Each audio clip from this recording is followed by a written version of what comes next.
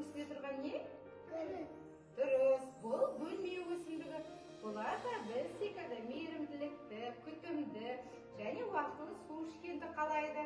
Балалар гүлдер сөйлей ала ма? Дұрыс, гүлдер сөйлей алмайды. Олар сөйлей алған болса, бізге шөлдегенін айтар еді, иә?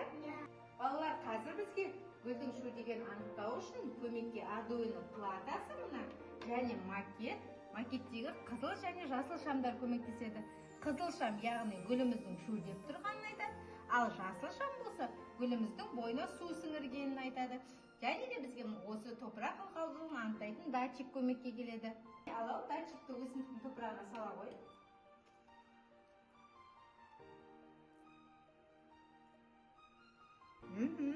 Қараңдаршы, макетте қандай түс жанып тұр?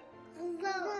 Яғни ол біздің гүліміздің су ішкісі келіп тұрғанын білдіреді, иә? Қане Бибі, баппен су құйшы өсімдігімізге. Құя ғой. Құямыз. Жарайсын. Қане енді макетте қандай өзгеріс пайда болды? Жасыл түс жанды, иә? Яғни біздің гүліміз су ішті деген сөз, иә? Осы кішкентай балабақша жасындағы бүлдіршіндерді табиғатты аялауға, оны күтіп баптауға, оны суаруға қазіргі жасыл технологиялардың пайдасы ұшан теңіз. Балалар гүлге қашан су құю керек екенін осы ақылды технологиялар арқылы тез әрі қызығушылықпен түсінді. Назарларыңызға